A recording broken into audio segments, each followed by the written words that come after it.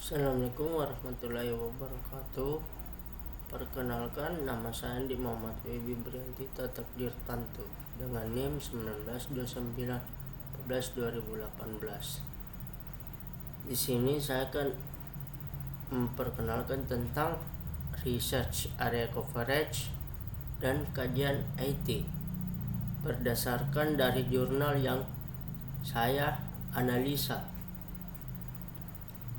Jadi, research area coverage itu penelitian atau riset suatu proses yang sistematis dalam mengumpulkan dan menganalisis suatu data. Dalam meneliti sesuatu maka memerlukan keahlian dan pengetahuan khusus. Seorang peneliti dapat dengan mudah menjadi seorang yang profesional. Akan tetapi, seorang profesional belum tentu dapat menjadi seorang peneliti. Secara garis besar, seorang peneliti dan seorang profesional mempunyai pola pikir yang hampir sama. Bedanya, seorang peneliti mencoba dalam mencari dan memecahkan suatu permasalahan yang ada, sedangkan seorang profesional permasalahannya sudah ada dan dia hanya akan dituntut untuk mencari solusi dan memecahkan permasalahan tersebut. Nah, research area coverage dari jurnal yang saya analisa, yang pertama itu ada ruang lingkup. Ruang lingkup terdiri dari beberapa, yaitu memberikan penawaran harga kepada klien. Yang kedua ada menerima order. Yang ketiga ada menerima pembayaran DP atau down payment. Yang keempat menyiapkan barang. Yang kelima mengirimkan barang. Keenam menyiapkan penagihan. Ketujuh melakukan penagihan. Kedelapan menerima pembayaran tagihan. Kesembilan membuat report, dan yang ke-10 ada membuat jurnal. Yang kedua, formulir dan laporan pada sistem lama SPH, surat penawaran harga. Yang kedua ada sales contract. Yang ketiga ada invoice. Yang keempat ada DO atau delivery order. Yang kelima ada faktur pajak standar. Dan yang keenam ada BPK atau bukti penerimaan kas. Yang ketujuh ada laporan penjualan. Kedelapan ada laporan piutang, dan kesembilan ada laporan pajak.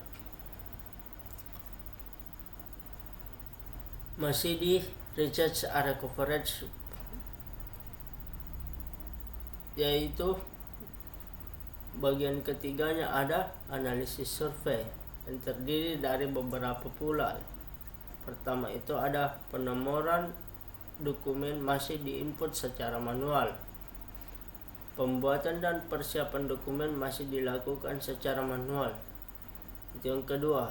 Yang ketiga ada antara dokumen yang satu dan yang lain tidak saling terkait.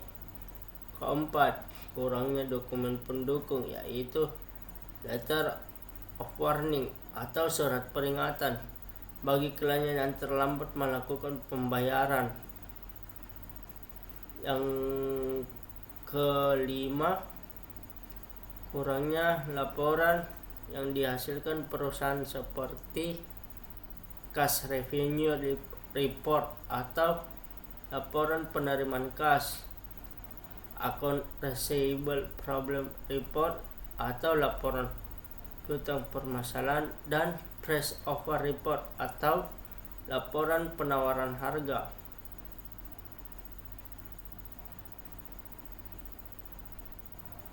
Yang keenam ada kurangnya atribut pada pembuatan SPH atau surat penawaran harga, sales contract, dan delivery order seperti kode barang dan kode klien. Yang terakhir, tidak adanya kode karyawan yang membuat dokumen. Bagian keempat dari research area coverage jurnal menurut saya itu ada identifikasi kebutuhan informasi yang terdiri dari beberapa bagian pula. Yang pertama itu letter of price offer atau surat penawaran harga. Yang kedua itu ada sales contract.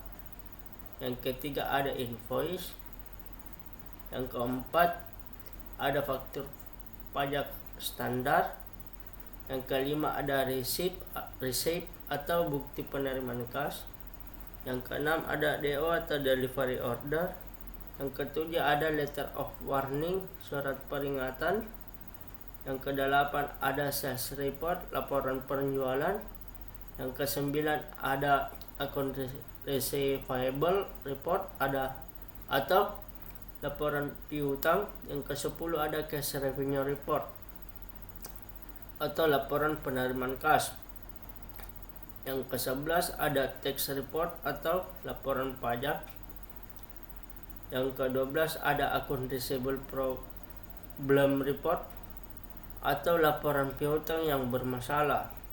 Yang ke-13 ada price offer report, laporan penawaran harga.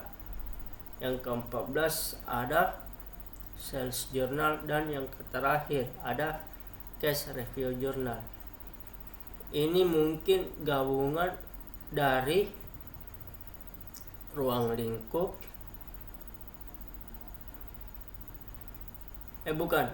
Itu tadi merupakan gabungan dari laporan sistem lama dan analisis survei. Itu masuk ke dalam golongan identifikasi informasi. Nah, menurut saya pribadi, pada tahapan analisis jurnal ini yang saya ketahui adalah memperhatikan keyword pada jurnal, dikarenakan ketika kita sudah memahami keyword atau kata kunci tersebut, maka kita sudah mengetahui secara garis besar yang terdapat pada jurnal, sehingga memudahkan kita dalam mengidentifikasi atau menganalisa hal penting apa yang terdapat pada jurnal tersebut itu pada garis besarnya. Itu menurut saya. Ya, mungkin apabila ada kekurangan atau kesalahan maupun kata-kata yang tidak mengenakan, mohon dimaafkan. Wabillahi taufiq wal hidayah. Wassalamualaikum warahmatullahi wabarakatuh.